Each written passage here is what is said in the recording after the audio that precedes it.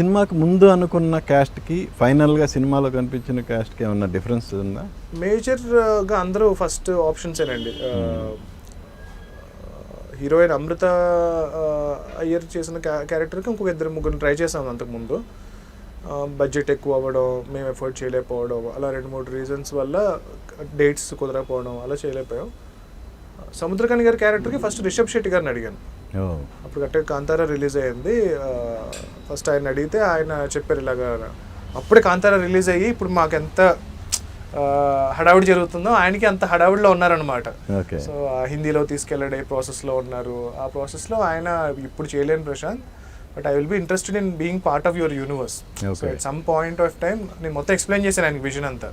ఇలా అనుకుంటున్నామండి, మీ character next ఫిల్మ్లో కూడా ఉంటుంది, మీరు ఇలా తీసుకెళ్ళాలి అది ఇది అని. అంటే కనుక ఇప్పుడు నేను చేయలేను అని చెప్పి అన్నారు. తర్వాత I really wanted one actor from south చేయాలి ఈ క్యారెక్టర్ అని చెప్పి. సో మా హిందీ ఎవరైతే తీసుకున్నారో వాళ్ళు అనుపమ్ ఖేర్ గారిని పెడదాం అని, వాళ్ళని పెడదాం, వీళ్ళు పెడదాం, హిందీ యాక్టర్లు పెడదాం, సో దట్ కొంచెం పాన్ ఇండియా అప్పీల్ వస్తుందని అన్నారు. కానీ నాకైతే సౌత్ ఇండియన్ యాక్టర్ చేస్తేనే ఆ క్యారెక్టర్ కరెక్ట్ అని అనిపించి సముద్ర గారికి చేశారు. ఆయన ఫెంటాస్టిక్గా చేశారు.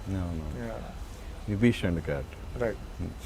అంటే మీరు సరస్వతి శిశు మందిర్లో చదువుకున్నారు కదా? అవునండి. సో అక్కడ మీ సదాచారం అనే పుస్తకాన్ని చదవటం వల్లనే మీకు పురాణాల మీద ఆసక్తి అనేది కలిగింది అన్నారు. పురాణాల మీద కానీ పురాణ పురుషుల మీద కానీ.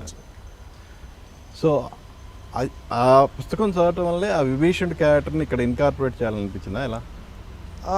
ఒక్క క్యారెక్టర్ అని కాదండి, జనరల్గా మాకు ఐ థింక్ 4th క్లాస్ నుంచో ఎప్పటి నుంచో ఎవ్రీ ఇయర్ ఉంటుంది ఆ సబ్జెక్ట్.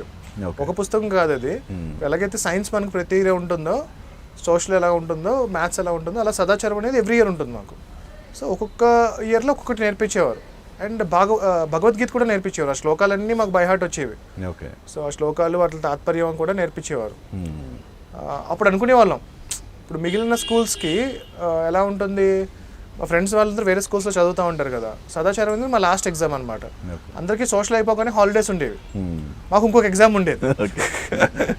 మేము ఇది ఎందుకురా, ఇంకో సబ్జెక్ట్ ఎందుకు చదవాలి మేము? అప్పుడు కష్టంగా ఫీల్ అయినా ఇప్పుడు హ్యాపీ కదా? అబ్సల్యూట్లీ అండి. అంటే లైక్ అప్పుడు ఎలా ఉంటుంది చిన్నతనంలో, ఎందుకు ఇదంతా మేము చదవాలి, ఆల్రెడీ వస్తున్నట్టు ఉండేది. ఒక ఎక్స్ట్రా బుక్, ఒక extra notebook, extra textbook అనుకునేవాళ్ళం. బట్ అది నా లైఫే మార్చేసింది అనమాట అండి ఈరోజు.